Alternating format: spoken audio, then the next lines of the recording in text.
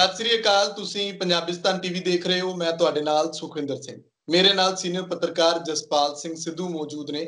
पिछली बार असीं जदों गलबात कीती सी उदों कामरेडां ते सिखां दे मसले उत्ते गलबात कीती सी कि आखिरकार वखरेवें कित्थे ने, ਕਿਹੜੀਆਂ ਇਹੋ ਜਿਹੀਆਂ ਗਲਤ ਫਹਿਮੀਆਂ ਨੇ ਜਾਂ ਕਿਹੜੀਆਂ ਗਲਤੀਆਂ ਵੀ ਨੇ, ਉਹਨਾਂ ਉੱਤੇ ਵੀ ਜਿਹੜੀ ਹੈ ਲੋਕਾਂ ਦੇ ਵਿੱਚ ਜਾਣਕਾਰੀ ਪਹੁੰਚੇ ਕਿ ਆਖਿਰਕਾਰ ਕਿਉਂ ਹਰ ਵਾਰ ਸੋਸ਼ਲ ਮੀਡੀਆ ਦੇ ਉੱਤੇ ਜ਼ਿਆਦਾ ਇਸ ਗੱਲ ਨੂੰ ਪ੍ਰਚਾਰਿਆ ਜਾਂਦਾ ਹੈ ਕਿ ਕਾਮਰੇਡਾਂ ਨੇ ਆਹ ਕੁਝ ਕੀਤਾ।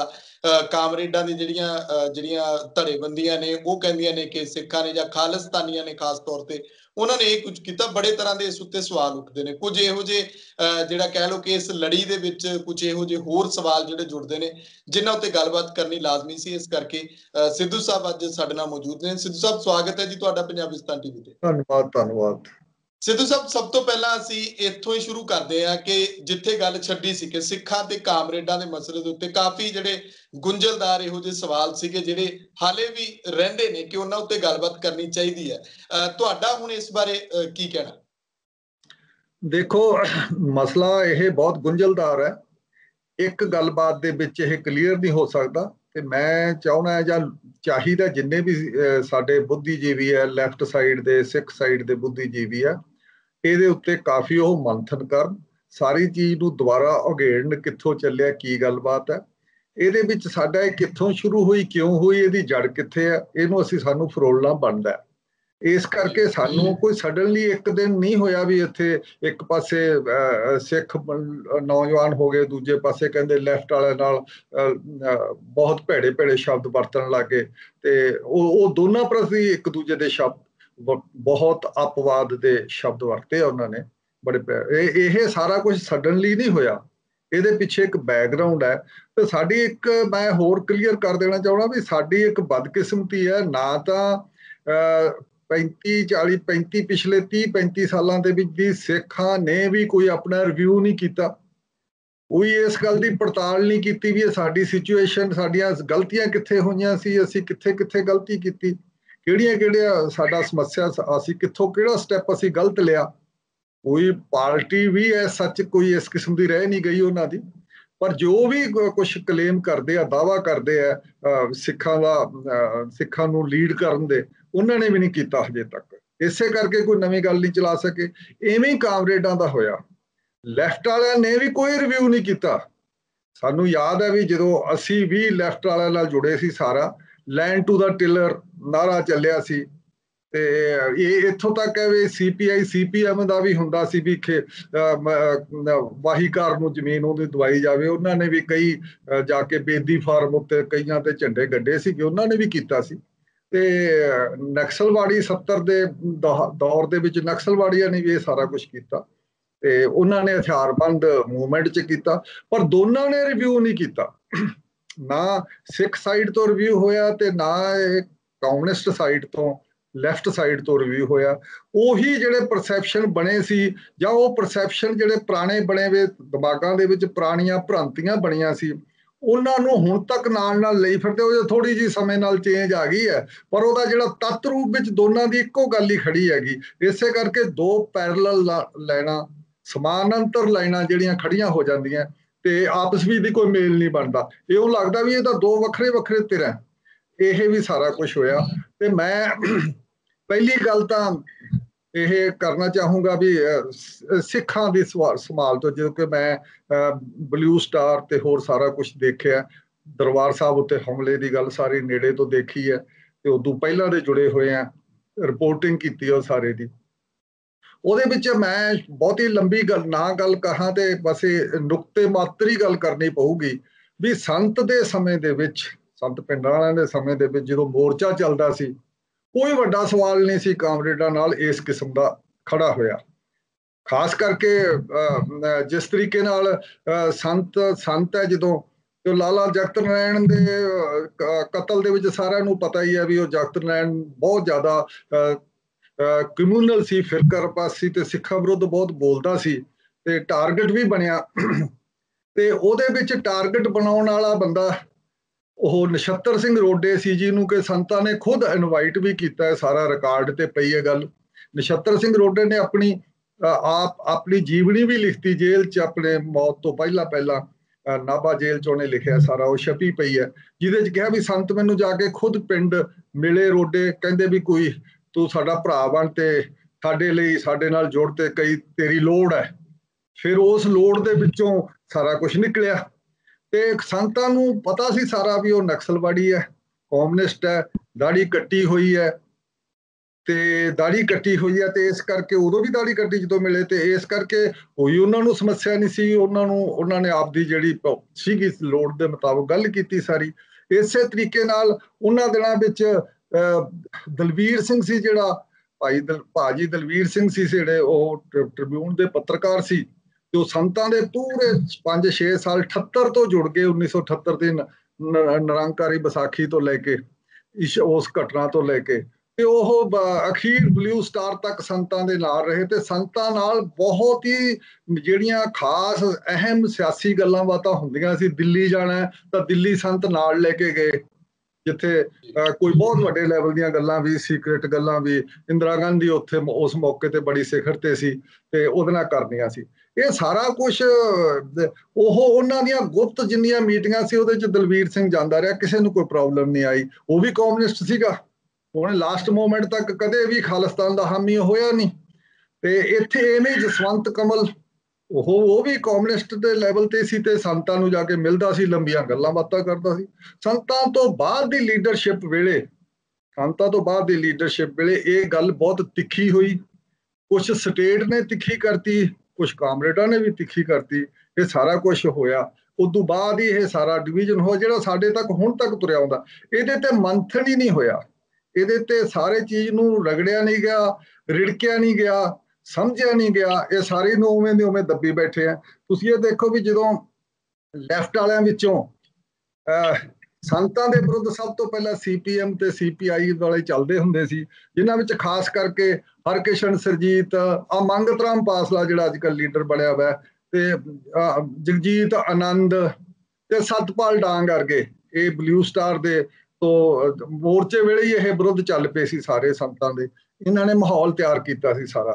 ਤੇ ਜਤਿੰਦਰ ਪੰਨੂ ਵੀ ਉਸ ਵੇਲੇ ਸ਼ੁਰੂ ਹੋ ਗਿਆ ਸੀਗਾ ਤੇ ਇਹ ਸਾਰਾ ਕੀਤਾ ਸੀ। ਉਦੋਂ ਪਿੱਛੋਂ ਫਿਰ ਕੀ ਹੋਇਆ, ਇਹ ਜਦੋਂ ਸੰਤ ਦਰਬਾਰ ਸਾਹਿਬ ਤੇ ਫੌਜ ਦੇ ਹਮਲੇ ਤੋਂ ਬਾਅਦ ਖਾੜਕੂ ਲਹਿਰ ਚੱਲੀ।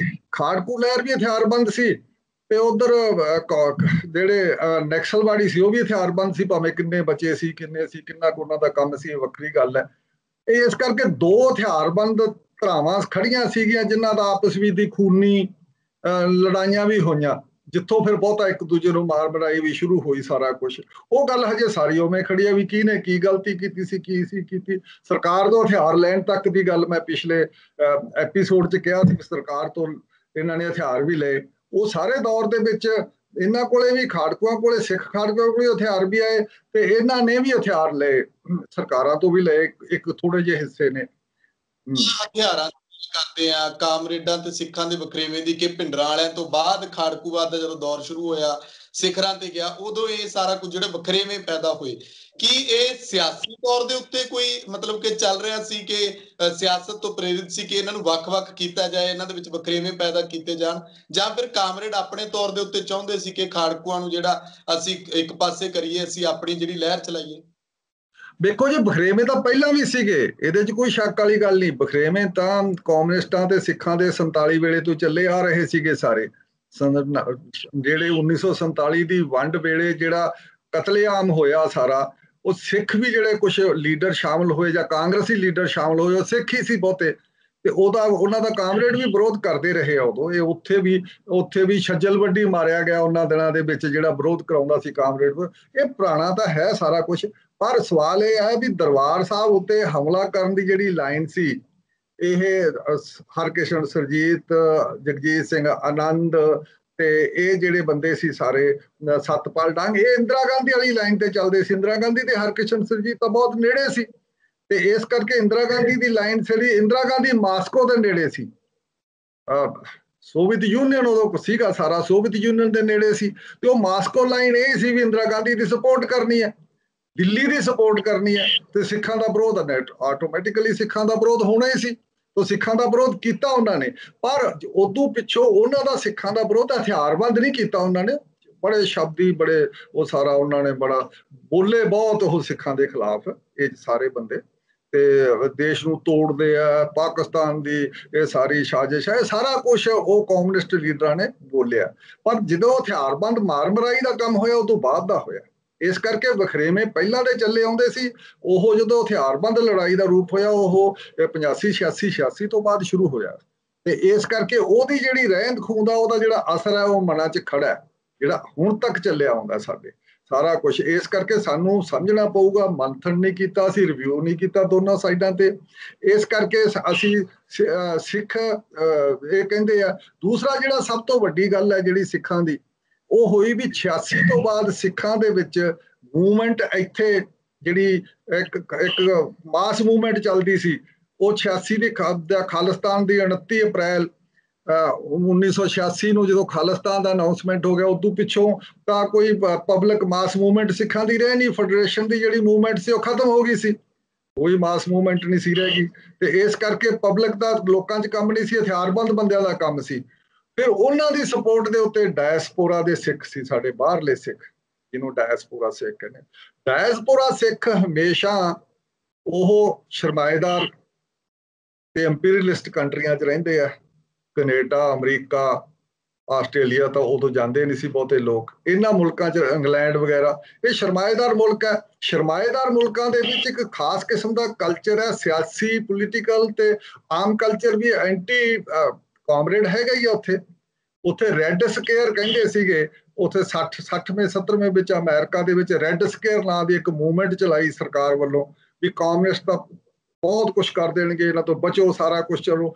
उत्थे उन्होंने चलवाई सी इस करके डायसपोरा सिख दे अंदर कामरेडां दे विरुद्ध बहुत ज्यादा गुस्सा है इत्थे घट है इत्थों वाले इसे करके असीं कह सकते हैं भी साडे इत्थे जिहड़े सिख है ओह लाल झंडे वाले दे पिछे भी किसान साडा अमरधारी बंदा तुरिया जांदा है वो डायसपोरा दा जिहड़ा सिख है सोच नहीं सकता उहदे तो बहुत ज्यादा मन च खड़ा है कुछ भावें इत्थों कुछ कामरेडी दे विचों भी बंदे भज के गए पर उत्थे दा जिहड़ा डोमीनेंट असर है वड्डा असर है ओह सारे शरमाएदारी मुल्कां दे विच कामरेडां दे विरुद्ध है सारा माहौल इस करके उन्हां ने भी हाँ जी ਆਪਾਂ ਇਹ ਗੱਲ ਕਹਿੰਦੇ ਆ ਕਿ ਜਿਹੜੇ ਸਾਡੇ ਸਿੱਖ ਨੇ ਉਹ ਇਹਨਾਂ ਲਾਲ ਝੰਡੇ ਵਾਲਿਆਂ ਦੇ ਪਿੱਛੇ ਵੀ ਹੋ ਤੁਰਦੇ ਨੇ ਪਰ ਕੀ ਲੱਗਦਾ ਨਹੀਂ ਤੁਹਾਨੂੰ ਕਿ ਉਸ ਜਾਣਕਾਰੀ ਦੀ ਕਮੀ ਹੈ ਸ਼ਾਇਦ ਉਹਨਾਂ ਨੂੰ ਨਾ ਪਤਾ ਹੋਵੇ ਕਿ ਕਾਮਰੇਡ ਕੀ ਨੇ ਜਾਂ ਇਹ ਕਾਮਰੇਡਾਂ ਦਾ ਲਾਲ ਝੰਡੇ ਦਾ ਇਤਿਹਾਸ ਕੀ ਹੈ ਜਾਂ ਫਿਰ ਇਹ ਕਿੱਧਰ ਨੂੰ ਲੈ ਕੇ ਜਾ ਰਹੇ ਨੇ ਇਹਨਾਂ ਦੀ ਸੋਚ ਕੀ ਹੈ ਉਹ ਤਾਂ ਆਪਣੀ ਸੋਚ ਦੇ ਹਿਸਾਬ ਨਾਲ ਚੱਲਦੇ ਨੇ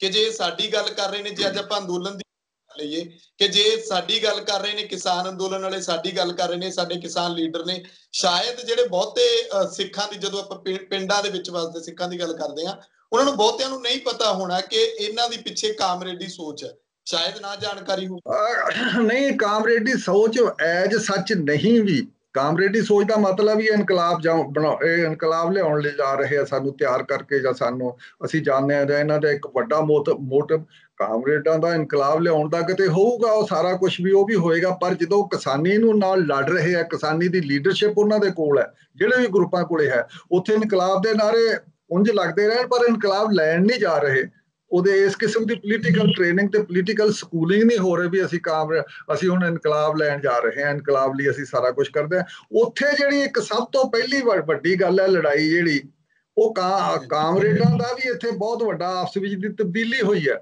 ਦੇਖੋ ਇੱਕ ਗੱਲ ਸਮਝਣ ਵਾਲੀ ਹੈ ਪਹਿਲੀ ਗੱਲ ਕਿਸਾਨ ਮੋਰਚੇ ਨੇ ਸਭ ਤੋਂ ਹਿੰਦੂ ਰਾਸ਼ਟਰ ਨੂੰ ਠੱਲ ਪਾਤੀ ਹੈ ਜਿਹੜਾ ਹਿੰਦੂ ਰਾਸ਼ਟਰ ਮੋਦੀ ਦਾ ਆ ਰਿਹਾ ਸੀ ਸਾਰਾ ਉਹਦਾ ਬੜਾ ਜ਼ੋਰ ਸ਼ੋਰ ਨਾਲ ਆ ਰਿਹਾ ਸੀ ਉਹ ਰਾਤ ਹੈ ਜਿਹੜਾ ਹਿੰਦੂ ਰਾਸ਼ਟਰ ਦਾ ਉਸ ਘੋੜੇ ਦੀਆਂ ਵਾਗਾਂ ਇਹਨਾਂ ਨੇ ਫੜ ਲੀਆਂ ਉੱਥੇ ਇਸ ਨੂੰ ਰੋਕਤਾ ਅੱਛਾ ਦੂਜੇ ਇਸੇ ਕਰਕੇ ਖਾਲਿਸਤਾਨ ਵਾਲੀ ਗੱਲ ਵੀ ਇੱਕ ਜਿਹੜਾ ਉਹ ਵੀ ਅਸੀਂ ਕਹਿ ਦਈਏ ਇਸੇ ਕਿਸਮ ਦਾ ਹੀ ਹੈ ਸਿੱਖ ਰਾਸ਼ਟਰ ਬਣਾਉਣ ਦੀ ਗੱਲ ਉਹਦਾ ਵੀ ਫਿਰ ਉਸ ਕਿਸਮ ਦਾ ਜ਼ੋਰ ਸ਼ੋਰ ਚੱਲਿਆ ਨਹੀਂ ਇਨਕਲਾਬ ਦਾ ਵੀ ਨਹੀਂ ਚੱਲਿਆ ਇਨਕਲਾਬ ਵੀ ਫਿਰ ਨਹੀਂ ਸਾਹਮਣੇ ਇਹਨਾਂ ਨੇ ਰੱਖਿਆ ਵੀ ਇਨਕਲਾਬ ਲੈਣ ਚੱਲੇ ਉਹ ਕਹਿੰਦੇ ਅਸੀਂ ਇੱਥੇ ਆ ਜਿਹੜੀ ਲੜਾਈ ਉਹ ਕਿਸਾਨ ਲੈਫਟ ਵਾਲੇ ਦੂਜੇ ਸਾਰੇ ਲੜ ਰਹੇ ਆ ਇੱਕ ਕਾਰਪੋਰੇਟ ਮਾਰਕੀਟ ਦੇ ਅਗੇਂਸਟ ਲੜ ਰਹੇ ਆ ਉਹ ਲੈਂਡ ਟੂ ਦੀ ਟੇਲਰ ਵਾਲਾ ਨਾਰਾ ਖਤਮ ਹੋ ਗਿਆ ਵੀ ਜ਼ਮੀਨ ਦੇਣੀ ਚਾਹੀਦੀ ਹੈ ਪਹਿਲਾਂ ਕਾਮਰੇਡ 70ਵੇਂ ਦੇ ਵਿੱਚ ਕਹਿੰਦੇ ਹੁੰਦੇ ਸੀਗੇ ਵੀ ਸਾਡਾ ਦੇਸ਼ ਸੈਮੀ ਫਿਊਡਲ ਹੈ ਸੈਮੀ ਕਲੋਨੀਅਲ ਹੈ ਉਹ ਨਾਰਾ ਹਜੇ ਤੱਕ ਇਹਨਾਂ ਨੇ ਉਹ ਰਿਵਾਈਜ਼ ਨਹੀਂ ਕੀਤਾ ਜਾਂ ਉਹਦੇ ਬਾਰੇ ਕੀ ਹੋਇਆ ਉਹਨੂੰ ਜਾਂ ਛੱਡਿਆ ਜਾਂ ਨਹੀਂ ਛੱਡਿਆ ਇਹ ਨਹੀਂ ਅਸੀਂ ਕਹਿ ਸਕਦੇ, ਪਰ ਹੁਣ ਉਹਦਾ ਨਾਂ ਨਹੀਂ ਲੈਂਦੇ। ਪਹਿਲਾਂ ਤਾਂ ਇਹ ਸੀ ਜ਼ਮੀਨ ਵੰਡੋ, ਨਕਸਲਾਈਟਾਂ ਵੇਲੇ ਵੀ ਸੀ ਜ਼ਮੀਨ ਵੰਡੋ, ਚਾਰੂ ਮੌਜਮਦਾਰ ਤੋਂ ਜਦੋਂ ਮੂਵਮੈਂਟ ਸ਼ੁਰੂ ਹੋਈ ਹੈ ਉੱਥੋਂ ਨਕਸਲਵਾੜੀ ਏਰੀਏ ਤੋਂ, ਉਦੋਂ ਸੀ ਵੀ ਜ਼ਮੀਨਾਂ ਵੱਡਿਆਂ ਤੋਂ ਖੋ ਕੇ ਦਿਓ ਸਾਰੇ ਗਰੀਬ।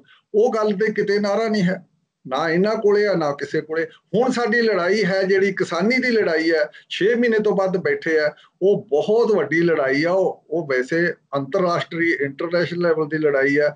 ਉਹ ਹੈ ਕਾਰਪੋਰੇਟ ਮਾਰਕੀਟ ਸਿਸਟਮ ਦੇ ਵਿਰੁੱਧ, ਜਿਹਦੀ ਸਾਡੀ ਸੇਵਾ ਵਿੱਚ ਸਾਡਾ ਇੱਥੇ ਮੋਦੀ ਸਰਕਾਰ ਲੱਗੀ ਵੀ ਹੈ, ਜਿਹਦੀ ਸੇਵਾ ਦੇ ਵਿੱਚ ਜਿਹਦਾ ਕੰਮ ਕਰ ਰਹੀ ਹੈ। ਹੁਣ ਸਾਡੀ ਲੜਾਈ ਕੋਈ ਇਹ ਨਹੀਂ ਹੈ ਵੀ ਇੱਥੇ ਜ਼ਮੀਨ ਵੰਡੋ ਆ ਕੇ ਤੇ ਇਹ ਕਰੋ ਸਾਰਾ ਕੁਝ, ਇਹ ਲੜਾਈ ਨਹੀਂ ਹੈ। ਇਸੇ ਕਰਕੇ ਸਾਡਾ ਦਲਿਤ ਭਾਈਚਾਰਾ ਨਹੀਂ ਜਾਂਦਾ ਨਾਲ ਉਹਨਾਂ ਨੂੰ, ਕਿਉਂਕਿ ਮਾਰਕੀਟ ਦੀ ਲੜਾਈ ਹੈ, ਸਾਰੀ ਕਾਰਪੋਰੇਟ ਸੈਕਟਰ ਦੇ ਵਿਰੁੱਧ ਲੜਾਈ ਹੈ। ਉਨੀ ਜ਼ੋਰ ਸ਼ੋਰ ਨਾਲ ਉਹ ਨਹੀਂ ਜਾਂਦਾ, ਉਸ ਨੂੰ ਉਸ ਕਿਸਮ ਦਾ ਖਿੱਚ ਪੈਂਦੀ ਨਹੀਂ ਉਹਦੇ ਅੰਦਰ। ਇਸ ਕਰਕੇ ਇੱਥੇ ਤੁਹਾਨੂੰ ਲੈਫਟ ਦਾ ਵੀ ਇੱਕ ਖਾਸ ਮੈਂ ਜ਼ਿਕਰ ਕਰਨਾ ਚਾਹੂੰ, ਲੈਫਟ ਨੇ ਵੀ ਆਪਦਾ ਰਿਵਿਊ ਨਹੀਂ ਕੀਤਾ। ਪੁਰਾਣੀ ਲਾਈਨ ਛੱਡਤੀ ਜਾਂ ਨਹੀਂ ਛੱਡੀ ਕੋਈ ਨਹੀਂ ਨਾਰਾ ਕਰਦੇ, ਕਿਹੜੀ ਲਾਈਨ ਉੱਤੇ ਲੜ ਰਹੇ ਆ? ਇਹ ਕਾਰਪੋਰੇਟ ਸੈਕਟਰ ਦੇ ਵਿਰੁੱਧ ਲੜ ਰਹੇ ਆ, ਮਾਰਕੀਟ ਵਿਰੁੱਧ ਲੜ ਰਹੇ ਆ ਜਿਹੜੀ ਇਹ ਕਬਜ਼ੇ 'ਚ ਕਰੀ ਜਾਂਦੀ ਹੈ। ਤੀਸਰੀ ਗੱਲ ਇਹ ਇਹਨਾਂ ਕੋਲੇ ਵੀ ਕੋਈ ਅਗਰੇਰੀਅਨ ਪ੍ਰੋਗਰਾਮ ਨਹੀਂ। ਖੇਤੀ ਦੇ ਵਿੱਚ ਕਿਸ ਕਿਸਮ ਦਾ ਅਸੀਂ ਸਮੱਸਿਆ ਸੁਧਾਰ ਲਿਆਉਣਾ ਹੈ, ਕਿਸ ਕਿਸਮ ਦਾ ਸਾਡਾ ਮਾਡਲ ਹੋਊਗਾ, ਜਿਵੇਂ ਇਨਕਲਾਬ ਕਹੀ ਜਾਂਦੇ ਆ, ਉਹ ਇਹਨਾਂ ਕੋਲੇ ਵੀ ਹੈ ਨਹੀਂ। ਜੇ ਇਸ ਕਰਕੇ ਹੈ ਨਹੀਂ ਕਿ ਜੇ ਅਗਰੇਰੀਅਨ ਗੱਲ ਕਰਦੇ ਆ, ਜ਼ਮੀਨ ਦੀ ਵੰਡ ਦੀ ਗੱਲ ਕਰਦੇ ਆ, ਤੇ ਦਲਿਤ ਭਾਈਚਾਰਾ 33% ਬੈਠਾ ਹੈ, ਉਹਦੇ ਕੋਲ 3% ਜ਼ਮੀਨ ਹੈ। ਜੇ ਉਹਦੀ ਕਹੋ ਵੀ ਉਹਨੂੰ ਵੀ ਕੁਛ ਨਾ ਕੁਛ ਹਿੱਸਾ ਦੇਣਾ, ਫਿਰ ਇੱਥੇ ਕਾਸਟ ਇਸ਼ੂ ਨੂੰ ਛੇੜਨਾ ਪਊਗਾ। ਕਾਸਟ ਇਸ਼ੂ ਨੂੰ ਕਾਮਰੇਡ ਵੀ ਨਹੀਂ ਛੇੜਦੇ ਤੇ ਸਿੱਖ ਤਾਂ ਛੇੜਦੇ ਨਹੀਂ। ਸਿੱਖ ਤਾਂ ਕਾਸਟ ਇਸ਼ੂ ਤੇ ਨੇੜੇ ਤੇੜੇ ਨਹੀਂ ਜਾਂਦੇ, ਉਹ ਤਾਂ ਪੰਥ ਦੇ ਨਾਂ ਉੱਤੇ ਸਾਰਾ ਕੁਝ ਕਰਨਾ ਚਾਹੁੰਦੇ ਆ।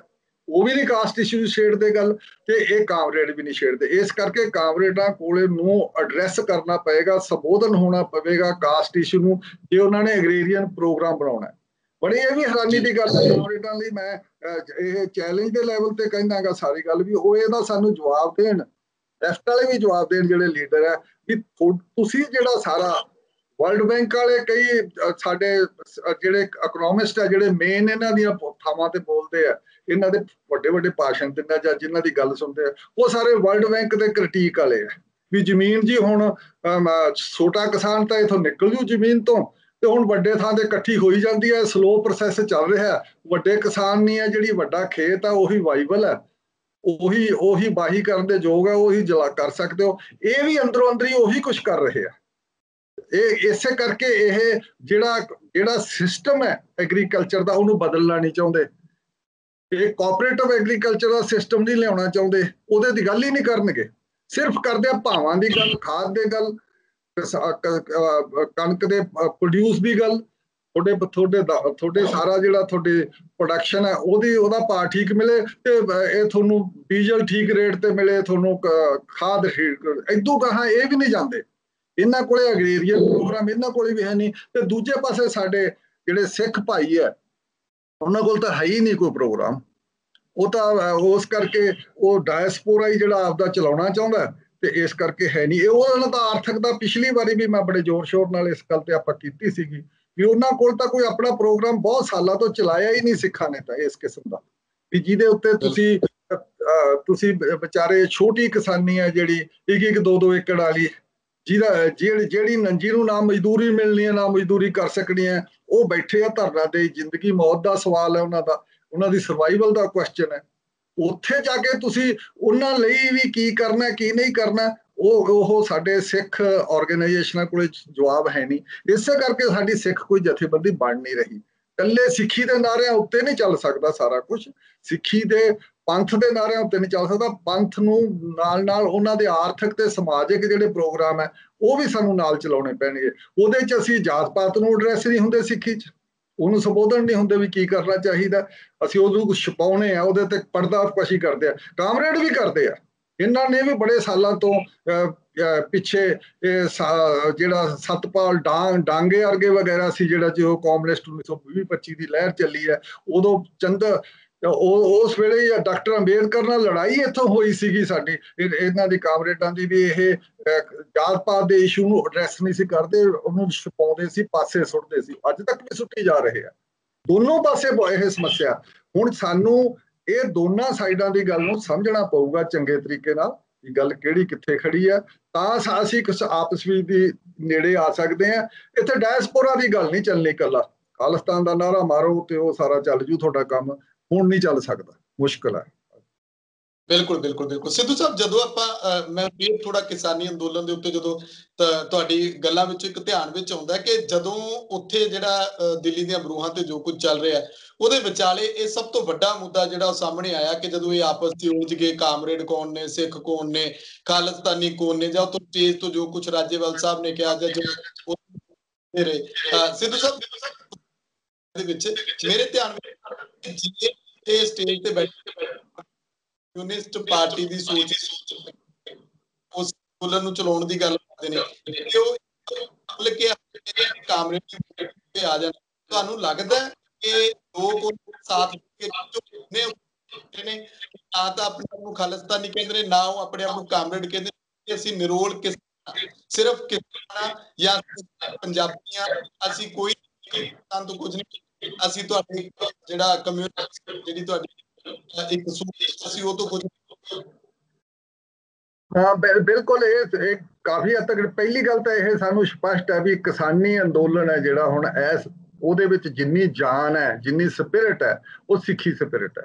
ਜਿਹੜੀ ਸਹੀ ਸਿੱਖੀ ਸਪਿਰਿਟ ਸੀ, ਜਿਹੜੀ ਸਿਆਸੀ ਨਾਅਰਿਆਂ 'ਚ ਅਸੀਂ ਇਸ ਕਿਸਮ ਦਾ ਇੱਥੇ ਸੈਟਅਪ ਬਣਾਵਾਂਗੇ ਗਰਮ ਗਰਮ ਨਾਅਰਿਆਂ 'ਚੋਂ, ਉਹਨਾਂ ਤੋਂ ਪਾਸੇ ਜਿਹੜੀ ਜ਼ਮੀਨ ਤੇ ਜ਼ਿੰਦਗੀ, ਜਿਹੜੀ ਧਰਤੀ ਤੇ ਜ਼ਿੰਦਗੀ ਚੱਲਦੀ ਹੈ, ਇਹ ਉਹਦਾ ਸਬੱਬ ਹੈ ਵੀ ਜ਼ਿੰਦਗੀ, ਉਹ ਜਿਹੜੀ ਜ਼ਿੰਦਗੀ ਹੈ ਕਿ ਨਾ ਸਿੱਖੀ ਦੇ ਅਨੁਕੂਲ ਚੱਲਦੀ ਹੈ, ਸਿੱਖੀ ਸਪਿਰਿਟ ਲਿਆਉਂਦੀ ਹੈ, ਉਹਦੀ ਇਹਦੇ ਪਿੱਛੇ ਸਾਰੀ ਤਾਕਤ ਉਹ ਹੈ ਜਿਹਦੇ ਕਰਕੇ ਕਿਸਾਨ ਉੱਥੇ ਲੜ ਰਿਹਾ, ਬੈਠ ਰਿਹਾ, ਪਰਵਾਹ ਨਹੀਂ ਕਰ ਰਿਹਾ ਸਾਰੀ ਗੱਲ ਦੀ, ਔਰ ਆ ਕੇ ਉੱਥੋਂ ਬਿਮਾਰ ਹੋ ਕੇ ਵੀ ਆਉਂਦੇ ਤੇ ਇੱਥੇ ਵੀ ਆ ਕੇ ਸ਼ਹੀਦੀਆਂ ਪਾ ਰਹੇ ਆ। ਉਹਨਾਂ ਚੋਂ 350-400 ਬੰਦਾ ਤਾਂ ਮਾਰਿਆ ਵੀ ਗਿਆ, ਮਰ ਗਿਆ ਇਸੇ ਕਿਸਮ ਦਾ ਜਾ ਕੇ। ਇਹ ਸਾਰਾ ਕੁਛ ਪਿੱਛੇ ਸਿੱਖੀ ਸਪਿਰਿਟ ਹੈ, ਇਹਦੇ 'ਚ ਕੋਈ ਸ਼ੱਕ ਵਾਲੀ ਗੱਲ ਨਹੀਂ। ਇਹਦਾ ਹੁਣ ਇਸ ਦਾ ਕਾਫੀ ਹੱਦ ਤੱਕ ਲੈਫਟ ਨੂੰ ਵੀ ਪਤਾ ਚੱਲ ਪਿਆ, ਲੈਫਟ ਦੇ ਲੀਡਰਾਂ ਨੂੰ ਵੀ ਪਤਾ ਚੱਲ ਗਿਆ ਵੀ ਸਿੱਖੀ ਸਪਿਰਿਟ ਤੋਂ ਬਗੈਰ ਕੁਛ ਨਹੀਂ। ਇਸ ਕਰਕੇ ਉਹ ਜਿਹੜਾ ਬੋਲੇ ਸੋ ਨਿਹਾਲ ਸਟੇਜ ਤੇ ਨਹੀਂ ਸੀ ਕਹਿਣ ਦਿੰਦੇ, ਇੱਕ ਖਾਸ ਕਿਸਮ ਦਾ ਜਿਹੜਾ ਪੁਰਾਣਾ ਇੱਕ ਸੈਕੂਲਰਿਜ਼ਮ ਦਾ ਇੱਕ ਝੰਡਾ ਚੱਕਿਆ ਸੀਗਾ ਧਰਮ ਨਿਰਪੱਖਤਾ ਦਾ, ਉਹ ਜਿਹੜਾ ਉਹ ਵੀ ਸਿਆਸੀ ਸੀ ਗੱਲਬਾਤ,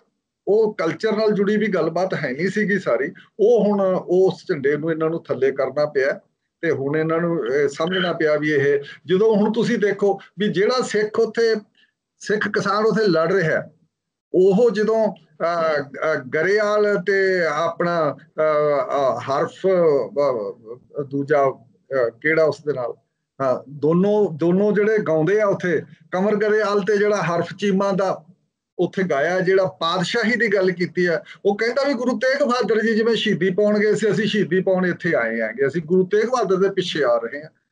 ਤੇ ਹੁਣ ਕਿੱਡੀ ਵੱਡੀ ਉਹ ਇੱਕ ਤਰ੍ਹਾਂ ਦੀ ਕਲਚਰ ਲੈਵਲ ਦੀ ਤੇ ਹਿਸਟੋਰੀਕਲ ਉਹਨਾਂ 'ਚ ਜਾਨ ਭਰਦਾ, ਉਹਨਾਂ 'ਚ ਕਿੰਨਾ ਹੌਸਲਾ ਦਿੰਦਾ, ਇੰਸਪਾਇਰ ਕਰਦਾ ਸਾਰਾ ਕੁਛ। ਉਹ ਸੁਣ ਲਓ ਤੁਸੀਂ ਕਿਤੇ ਵੀ ਇਸ ਕਿਸਮ ਦਾ ਕਮਰ ਗਰੇਵਾਲ ਦਾ ਤੇ ਉਹਦਾ ਸਾਰਾ ਇਹ ਜਿਹੜੀ ਸਾਡੇ ਕਲਚਰਲ ਜਿਹੜੀ ਹੁੰਦੀ ਆ, ਸਾਡੀ ਬੈਕਅਪ ਹੁੰਦੀ ਆ, ਉਹੀ ਸਾਨੂੰ ਲੜਾਈ ਕਰਨ ਲਈ ਸਾਨੂੰ ਉਸ ਲੜਾਈ ਦਾ ਸਮਰੱਥ ਬਣਾਉਂਦੀ ਹੈ ਤੇ ਤਾਕਤ ਬਖਸ਼ਦੀ ਹੈ।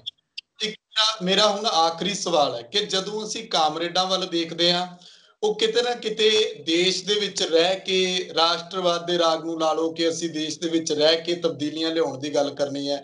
ਜਦੋਂ ਅਸੀਂ ਜਿਹੜੀ ਸਿੱਖ ਸਿਆਸਤ ਵੱਲ ਦੇਖਦੇ ਹਾਂ ਤਾਂ ਇਹਨਾਂ ਦੇ ਵਿੱਚ ਬਹੁ ਗਿਣਤੀ ਜਿਹੜੀ ਆ ਉਹ ਜਦੋਂ ਖਾਲਿਸਤਾਨ ਦੀ ਗੱਲ ਕਰਦੀ ਹੈ ਤਾਂ ਇੱਕ ਵੱਖਰੇ ਰਾਜ ਦੀ ਗੱਲ ਕਰਦੀ ਹੈ, ਖੁਦ ਮੁਖਤਿਆਰੀ ਜਿਹੜੀ ਉਹ ਕਹਿੰਦੇ ਨੇ ਕਿ ਸਾਡਾ ਰਾਜ ਹੋਵੇ, ਅਸੀਂ ਉਹ ਲਾਗੂ ਕਰੀਏ। ਇਹ ਇੱਕ ਬਦਲੇਵਾ ਆ ਕਿ ਇੱਕ ਰਾਸ਼ਟਰਵਾਦ ਦੀ ਗੱਲ ਕਰਦੇ ਨੇ ਕਿ ਭਾਰਤ ਦੇ ਵਿੱਚ ਰਹਿ ਕੇ, ਹਿੰਦੁਸਤਾਨ ਦੇ ਵਿੱਚ ਰਹਿ ਕੇ ਅਸੀਂ ਆਵਾਜ਼ ਚੁੱਕਣੀ ਹੈ, ਇਹਨਾਂ ਤੋਂ ਹੱਕ ਲੈਣੇ ਨੇ ਆਪਣੇ। ਦੂਜੇ ਕਹਿੰਦੇ ਨੇ ਕਿ ਅਸੀਂ ਆਪਣਾ ਵੱਖਰਾ ਰਾਜ ਲੈ ਲੈਣਾ। ਰੌਲਾ ਇਸ ਗੱਲ ਦਾ ਵੀ ਹੈ ਦੋਨਾਂ ਦੇ ਵਿੱਚ।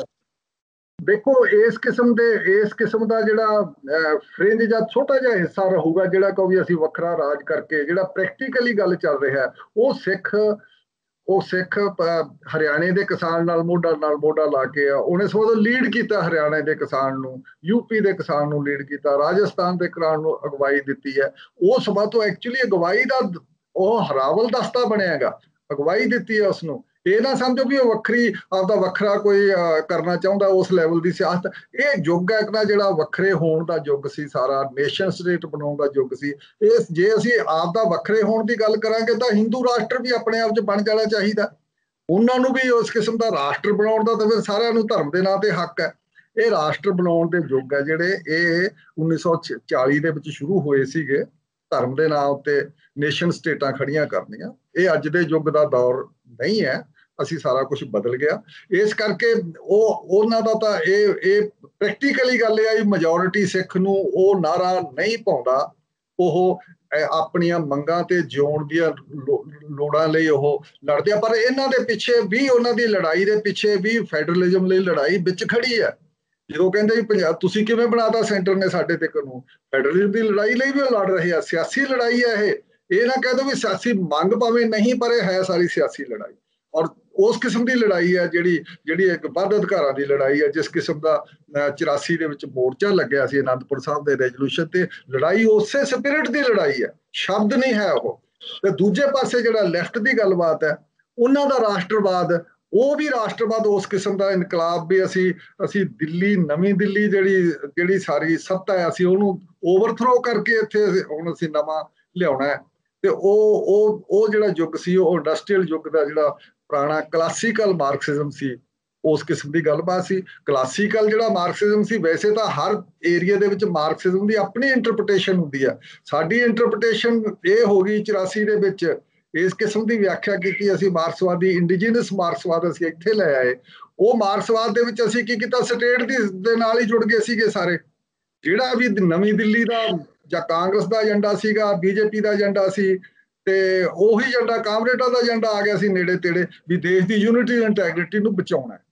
ਇਹ ਏਜੰਡਾ, ਇਹ ਹੁਣ ਦੇਸ਼ ਦੀ ਯੂਨਿਟੀ ਇੰਟੈਗ੍ਰਿਟੀ ਦਾ ਏਜੰਡਾ ਨਹੀਂ ਹੈ, ਉਹਨਾਂ ਦਾ ਵੀ ਨਹੀਂ। ਉਹਨਾਂ ਦਾ ਏਜੰਡਾ ਵੀ ਰਾਸ਼ਟਰਵਾਦ ਦੇ ਵਿਰੁੱਧ ਹੈ। ਰਾਸ਼ਟਰਵਾਦ ਦਾ ਸਿੱਧਾ ਤੇ ਕਰੂੜ ਰੂਪ ਉਹਦਾ ਹਿੰਦੂ ਰਾਸ਼ਟਰਵਾਦ ਦੇ ਰੂਪ ਵਿੱਚ ਮੋਦੀ ਲੈ ਆਇਆ, ਮੋਦੀ ਸਰਕਾਰ ਲੈ ਆਈ ਹੈ, ਬੀਜੇਪੀ ਲੈ ਆਈ, RSS ਲੈ ਆਈ ਹੈ। ਹੁਣ ਇਸ ਕਰਕੇ ਉਹਨਾਂ ਦਾ ਵੀ ਰਾਸ਼ਟਰਵਾਦੀ ਉਸ ਕਿਸਮ ਦਾ ਨਹੀਂ ਚੱਲਦਾ। ਉਹ ਪੁਰਾਣੀ ਲਾਈਨ, ਮਾਸਕੋ ਵਾਲੀ ਲਾਈਨ ਹੁਣ ਨਹੀਂ ਚੱਲਣੀ। ਤੇ ਇਸ ਕਰਕੇ ਦੋਨਾਂ ਨੇ ਆਪਣੇ ਰੂਪ ਵਿੱਚ ਆਪਣਾ ਮੁਤਾਲਿਆ, ਆਪਣਾ ਰਿਵਿਊ, ਆਪਣੇ ਸਾਰੀ ਗੱਲ ਦੀ ਦੁਬਾਰਾ ਕੀਤੀ ਨਹੀਂ ਗਈ। ਪੁਰਾਣੀਆਂ ਗੱਲਾਂ ਦੇ ਵਿੱਚੋਂ ਖੜੇ ਆ, ਮੋਟੀ ਜੀ ਗੱਲ ਲੈ ਕੇ ਇਸ ਕਿਸਮ ਦੇ ਚੱਲ ਜਾਂਦੇ ਆ। ਅਸੀਂ ਮੰਨਦੇ ਆ ਇਹ ਸਾਰੇ ਇਹ ਲੀਡਰਾਂ ਦਾ ਹੀ ਬਣਦਾ ਦੋਨੋਂ ਪਾਸੇ। ਇੱਧਰ ਸਿੱਖ ਬੁੱਧੀਜੀਵੀਆਂ ਦਾ ਫਰਜ਼ ਬਣਦਾ ਵੀ ਉਹ ਸਾਰੀ ਚੀਜ਼ ਦਾ ਮੰਥਨ ਕਰਨ ਵੀ ਅਸੀਂ ਕਿੱਥੇ ਗਲਤੀਆਂ ਹੋਈਆਂ। ਲੈਫਟ ਦਾ ਮਤਲਬ ਨਹੀਂ ਬਣਦਾ ਉਹ ਸਿੱਧਾ ਕਲੀਅਰ ਕੱਟ ਕਰਨ ਵੀ ਹੁਣ ਅਸੀਂ ਕਿੱਥੇ ਖੜੇ ਆ। ਸਾਰਾ ਅਗਰੇਰੀਅਨ ਸਾਡਾ ਪ੍ਰੋਗਰਾਮ ਕੀ ਹੋਊਗਾ, ਖੇਤੀ ਦਾ ਪ੍ਰੋਗਰਾਮ ਕੀ ਹੋਊ, ਕੋਈ ਅਗਰੇਰੀਅਨ ਪ੍ਰੋਗਰਾਮ ਐ ਸੱਚ ਉਹਨਾਂ ਕੋਲ ਹੈ ਨਹੀਂ। ਬੇਸ਼ੱਕ ਲਾਗੂ ਨਾ ਕਰਨ, ਇੱਥੇ ਮੰਗਾਂ ਵਿੱਚ ਨਾ ਲਿਆਉਣ। ਇਸ ਕਰਕੇ ਉਹ ਵੀ ਵਰਲਡ ਬੈਂਕ ਦੇ ਨਾਲ ਸੰਬੰਧਿਤ, ਜਿਹੜਾ ਵਰਲਡ ਬੈਂਕ ਦੀ ਲਾਈਨ ਉੱਤੇ ਇੱਥੇ ਸਾਰੇ ਇਕਨੋਮਿਸਟ ਗੱਲਾਂ ਕਰੀ ਜਾਂਦੇ, ਉਹ ਵੀ ਉੱਥੇ ਕਰੀ ਜਾਂਦੇ ਆ। ਇਸ ਕਰਕੇ ਦੋਨਾਂ ਦੇ ਵਿੱਚ ਆਪਸ ਵਿੱਚ ਦੀ ਸੋਚਣ ਦੀ ਲੋੜ ਹੈ, ਮੰਥਨ ਕਰਨ ਦੀ ਲੋੜ ਹੈ, ਸਮਝਣ ਦੀ ਲੋੜ ਹੈ। ਮੇਰਾ ਤਾਂ ਇਹੀ ਕਹਿਣਾ ਹੈ। ਜੀ ਸ਼ੁਕਰੀਆ ਸਾਹਿਬ, ਧੰਨਵਾਦ ਸਾਨੂੰ ਸਮਾਂ ਦੇਣ ਲਈ।